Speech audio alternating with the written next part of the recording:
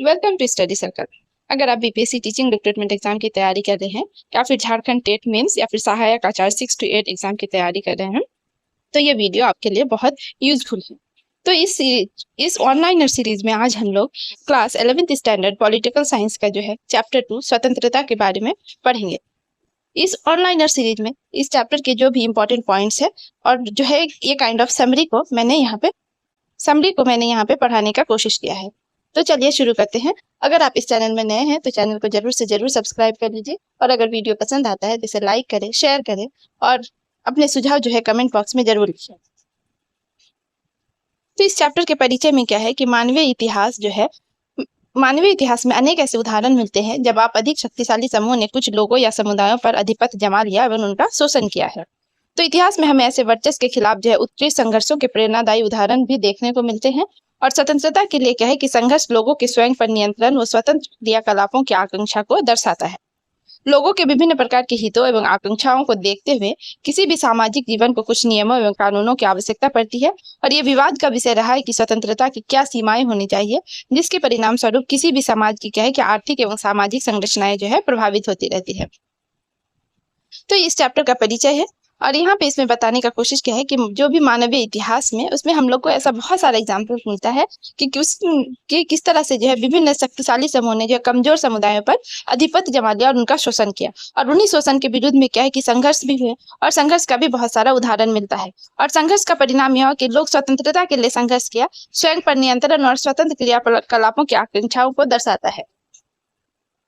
लोग अपने हित और आकांक्षाओं को देखते हुए सामाजिक जीवन को क्या है कि कुछ नियम और कानून बनाने की जो है आवश्यकता पड़ी है उनको। और ये जो है हमेशा से विवाद का भी विषय रहा है कि स्वतंत्रता कितना होना चाहिए और कितना नहीं होना चाहिए, उसकी क्या सीमाएं होनी चाहिए। तो अब आगे हम लोग पढ़ेंगे कि स्वतंत्रता का आदर्श। 20वीं शताब्दी में जो है नेल्सन मंडेला ने दक्षिण अफ्रीका में रंग भेद के विरुद्ध लंबा संघर्ष करके विश्व के समक्ष जो है वो स्वतंत्रता का महत्वपूर्ण आदर्श प्रस्तुत किया। तो किसने? Nelson Mandela. वो कहाँ के थे? दक्षिण अफ्रीका में। और उनकी जो है रंग भेद के विरुद्ध उन्होंने बहुत लंबा संघर्ष किया था। टाइम पीरियड किया था 20वीं शताब्दी। मंडेला ने जो अपनी एक बायोग्राफी आत्मकथा लिखी थी, उसका नाम था लॉन्ग वॉक टू फ्रीडम, में अपने संघर्ष की कहानी को चित्रित किया है। और अपने स्वतंत्रता संघर्ष में जो है मंडेला ने जीवन के बहुमूल्य 28 वर्ष जो है वो जेल में बिताए और अनेक व्यक्तिगत रुचियों तथा आकांक्षाओं की जो है उन्होंने कुर्बानी दी। स्वतंत्रता संघर्ष से जुड़ा एक अन्य महत्वपूर्ण समकालीन आदर्श जो है वो म्यांमार में सैनिक शासन के विरुद्ध जो है आंग सान सू की का संघर्ष भी है। तो नेल्सन मंडेला के साथ साथ जो है म्यांमार में सैनिक शासन के विरुद्ध एक और महिला जी, उन्होंने भी जो है कि उनका संघर्ष भी जो है बहुत इंपॉर्टेंट है। और ये संघर्ष किया था आंग सान सू की ने। आंग सान सू की ने जो है कि अपनी किताब लिखी है जिसका नाम है फ्रीडम फ्रॉम फियर, मतलब भय से मुक्ति। तो आंग सान सू की का क्या है कि अपने स्वतंत्रता को अपने देश के लोगों के स्वतंत्रता से जोड़कर देखा और उन्होंने गरिमापूर्ण जीवन व्यतीत करने के लिए भय पर विजय पाने को जरूरी बताया। नेल्सन मंडेला और आंग सान सू की पुस्तकों में जो है हम स्वतंत्रता के आदर्श की शक्ति को देख सकते हैं और यही आदर्श हमारे राष्ट्रीय संघर्ष तथा ब्रिटिश, फ्रांसीसी, पुर्तगाली उपनिवेशवाद के विरुद्ध अफ्रीका और एशिया के लोगों के संघर्ष के केंद्र में था। अब हम लोग पढ़ेंगे कि स्वतंत्रता क्या है। तो सामान्य रूप से क्या है कि ये माना जाता है कि व्यक्ति पर जो है बाह्य प्रतिबंधों का अभाव ही क्या है स्वतंत्रता है। मतलब बाहर से कोई भी किसी के ऊपर जो प्रतिबंध लगा दिया जाता है ना, तो वही क्या है कि ये स्वतंत्रता है। और क्या है? स्वतंत्रता का अर्थ व्यक्ति की आत्म अभिव्यक्ति की योग्यता का विस्तार करना और उसके अंदर की संभावना को विकसित करना भी क्या है? स्वतंत्रता कहलाता है। कि हम जो अंदर से फील करते हैं उसको हम लोग कैसे क्या करते हैं? अभिव्यक्त करते हैं। कैसे उसको एक्सप्लेन करते हैं, एक्सप्रेस करते हैं, अपने आप को एक्सप्रेस करते हैं। ये भी क्या होता है कि स्वतंत्रता होता है। और एक स्वतंत्र समाज वह होता है जो अपने सदस्यों को न्यूनतम सामाजिक रुकावटों के साथ अपनी संभावनाओं के विकास में सामर्थ्य बनाता है। स्वतंत्रता को जो है बहुमूल्य माना जाता है क्योंकि इससे हम निर्णय और चयन कर पाते हैं। और भारतीय राजनीतिक विचारों में स्वतंत्रता का क्या है? समान अर्थ वाली अवधारणा को क्या कहा जाता है? स्वराज कहता है। तो ये क्या है? भारतीय राजनीतिक विचारों में स्वतंत्रता को स्वराज कहा गया है। स्वराज का क्या होता है कि स्वराज का अर्थ होता है स्व का शासन। मतलब स्व का मतलब स्व के ऊपर भी या फिर स्व के ऊपर शासन होता है। स्व मतलब खुद, स्वयं होता है। तो स्व का शासन या फिर स्व के ऊपर शासन, मतलब खुद के ऊपर शासन या खुद का शासन। तो स्वराज का आशय अपने ऊपर अपने शासन से भी लगाया जाता है। और स्वराज का यही समझ जो है महात्मा गांधी की पुस्तक जो है हिंद स्वराज में प्रकट हुई है। और स्वराज मनुष्य को है मनुष्यता से वंचित करने वाली संस्थाओं से भी मुक्ति दिलाता है। तो प्रतिबंधों के स्रोत क्या क्या है ना, कि व्यक्ति की स्वतंत्रता पर प्रतिबंध प्रभुत्व और बाह्य नियंत्रण से लग सकते हैं। लोकतांत्रिक सरकार लोगों की रक्षा के लिए जो एक आवश्यक माध्यम मानी गई है।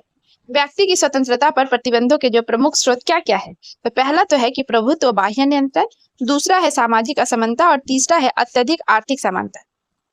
अब जो क्वेश्चन है कि वो है कि हमें प्रतिबंधों की आवश्यकता क्यों है? तो लोकतांत्रिक सरकार को लोगों की स्वतंत्रता की रक्षा के लिए एक आवश्यक माध्यम माना जाता है और स्वतंत्रता पर युक्ति युक्त और वैधानिक प्रतिबंध होना जो है अनिवार्य है, अन्यथा समाज क्या है अव्यवस्था के गर्त में पहुंच जाएगा। तो क्या बोल रहा है कि लोकतांत्रिक सरकार में जो है लोगों की स्वतंत्रता की रक्षा का जो है एक आवश्यक माध्यम माना जाता है और स्वतंत्रता से क्या है कि उसमें युक्ति युक्त और वैधानिक प्रतिबंध भी होना अनिवार्य है। अगर कोई युक्ति युक्त और वैधानिक प्रतिबंध नहीं होना तो क्या है कि समाज में अव्यवस्था फैल जाएगी। और स्वतंत्रता के विषय में नेताजी सुभाष चंद्र बोस का मानना था कि स्वतंत्रता का अभिप्राय ऐसे सर्वांगीण स्वतंत्रता से है जो व्यक्ति और समाज, अमीर और गरीब, स्त्री और पुरुष इत्यादि सभी लोगों और सभी वर्गों का हो। अब हानि सिद्धांत या लॉस थ्योरी क्या है कि प्रसिद्ध राजनीतिक चिंतन जो थे, कौन थे? जॉन स्टुअर्ट मिल ने क्या है लॉस थ्योरी दिया था। तो उसमें क्या है स्वतंत्रता के संदर्भ में अपने निबंध, उन्होंने एक स्वतंत्रता के संदर्भ में एक निबंध लिखा था और उसमें निबंध का क्या नाम था? On liberty. क्या नाम था? On liberty. और उसी में उसने क्या है कि लॉस जो है थ्योरी उसका प्रतिपादन किया था, जो कि स्वतंत्रता में हस्तक्षेप का एकमात्र लक्ष्य जो है आत्मरक्षा मानता है ना। तो उसके अकॉर्डिंग क्या था कि स्वतंत्रता में सिर्फ एक ही लक्ष्य जो है जो हस्तक्षेप कर सकता है वो है आत्मरक्षा। तो जॉन स्टुअर्ट मिल ने क्या है व्यक्ति के कार्यों को जो है दो भागों में विभाजित किया।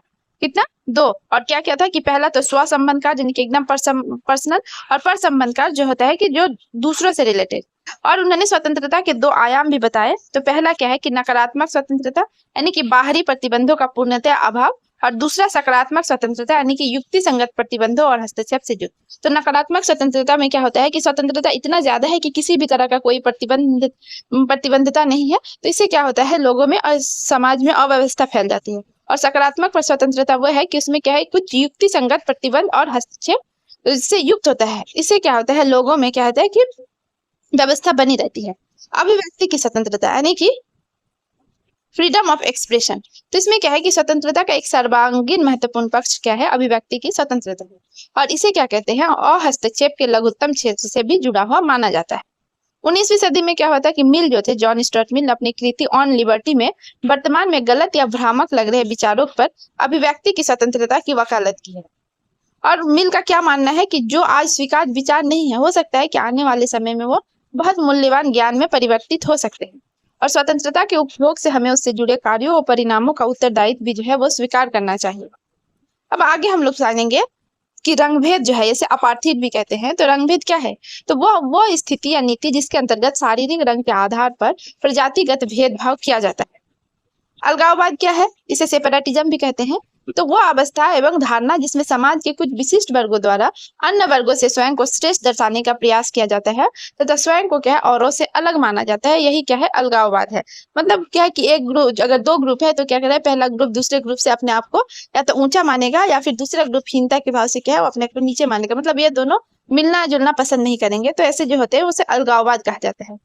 अहिंसा का क्या है कि अहिंसा क्या है? वो आचरण एवं व्यवहार जो मन, वचन, कर्म से अपने प्रतिद्वंदी के प्रति भी प्रेम और सहानुभूति तथा हानि रहित गतिविधियों पर आधारित होता है, वो अहिंसा कहलाता है। उपनिवेशवाद। उपनिवेशवाद वो धारणा है जिसके अंतर्गत शक्तिशाली राष्ट्रों द्वारा निर्बल पिछड़े राज्यों पर आधिपत्य को सभ्यता के विकास के आधार पर औचित्यपूर्ण माना जाता था एवं अधीनस्थ राष्ट्रों का आर्थिक, राजनीतिक और सामाजिक शोषण किया जाता था। स्वराज क्या है कि अपने ऊपर के शासन को स्वराज या अपना राज की संज्ञा दी जाती है और इसका अर्थ होता है स्व का जो अर्थ स्व शासन भी हो सकता है या फिर स्व के ऊपर शासन भी हो सकता है। स्वतंत्रता क्या है कि व्यक्ति पर बाहरी प्रतिबंधों का अभाव ही क्या कहते हैं? स्वतंत्रता कहलाती है। लोकतांत्रिक सरकार क्या होती है कि वह सरकार जो लोक हितकारी, जन सहभागी व जनोभिमुख हो, लोकतांत्रिक सरकार कहलाती है। सामाजिक असमानता क्या होता है कि जब किसी समाज में धर्म, भाषा, जाति, लिंग, क्षेत्र आदि के आधार पर भेदभाव व ऊंच नीच की भावना को प्रश्रय दिया जाता है, तो इसे क्या कहते हैं? सामाजिक असमानता कहते हैं। सांप्रदायिकता क्या है कि ये समस्त गतिविधियां जिनसे किसी धर्म या संप्रदाय के आधार पर समूह विशेष के हितों की पूर्ति के लिए राष्ट्रीय हितों की अवहेलना की जाए, इसे सांप्रदायिकता कहलाती है। धार्मिक असहिष्णुता क्या है कि वह अवस्था है जिसमें किसी समाज के विभिन्न धर्मानुयायियों के मध्य स्वधर्म के लिए श्रेष्ठता व अन्य धर्मों के प्रति तिरस्कार और घृणा की भावनाएं पैदा हो जाए, तो इसे क्या कहते हैं? धार्मिक असहिष्णुता की संज्ञा दी जाती है। उदारवाद या लिबरलिज्म क्या है कि ये एक ऐसी विचारधारा है जिसमें व्यक्ति के लिए ऐसे राजनीतिक और सामाजिक वातावरण निर्माण पर बल दिया जाता है जिसमें उसकी स्वतंत्रता एवं नैतिक गरिमा सुरक्षित रहे। सामाजिक असहमति क्या होता है कि जब किसी समाज में किसी भी विषय पर समाज के अधिकांश सदस्यों का मत नकारात्मक हो तो इस अवस्था को क्या कहते हैं? सामाजिक असहमति कहते हैं। सेंसरशिप एक ऐसी स्थिति जिसमें स्वतंत्र रूप से विचार अभिव्यक्त करने के लिए अधिकार को प्रतिबंधित कर दिया जाता है। और इसमें क्या होता है कि भाषण देने अथवा समाचार प्रकाशित करने के लिए, फिल्म प्रदर्शित करने के लिए सरकार के सेंसर अधिकारियों से पूर्व अनुमति लेनी पड़ती है। तो ऐसी स्थिति को क्या कहते हैं? सेंसरशिप कहते हैं। और इसमें क्या होता है सेंसरशिप में कि यदि अधिकारी कुछ भी आपत्तिजनक पाते हैं तो उसे प्रदर्शित करने की अनुमति प्रदान नहीं की जाती है। नेल्सन मंडेला कौन थे? कि दक्षिण अफ्रीका में रंगभेद नीति के खिलाफ आजीवन संघर्ष करने वाले एक नेता थे और इनके द्वारा जो लिखित पुस्तक था उनका नाम है long walk to freedom.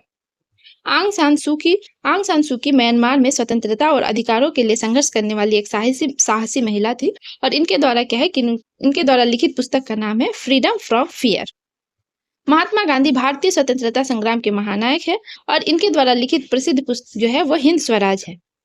Netaji Subhash Chandra Bose जो है वो भारत के महान स्वतंत्र सेनानी थे और उन्हें लाहौर में छात्र सम्मेलन में अध्यक्षीय भाषण में स्वतंत्रता संबंधी अपने उत्कृष्ट विचारों का जो है वो प्रतिपादन किया था। जॉन स्टुअर्ट मिल जो थे उन्होंने स्वतंत्रता संबंधी राजनीतिक चिंतन के अग्रणी विचारक माना जाता है और उन्होंने जो है अपनी पुस्तक ऑन लिबर्टी में स्वतंत्रता संबंधी विचारों का प्रतिपादन किया। और मिल जो है अभिव्यक्ति की स्वतंत्रता यानी कि फ्रीडम ऑफ एक्सप्रेशन के प्रत्येक स्थिति के जो है प्रबल समर्थक रहे। तो ये जो चैप्टर है वो इसका जो है समरी यहीं पे एंड हो रहा है। अगर आपको ये वीडियो पसंद आता है तो इसे लाइक करें, शेयर करें और हमारे साथ कंटिन्यू बने रहने के लिए चैनल को जरूर से जरूर सब्सक्राइब करें। वीडियो देखने के लिए आपका बहुत बहुत धन्यवाद।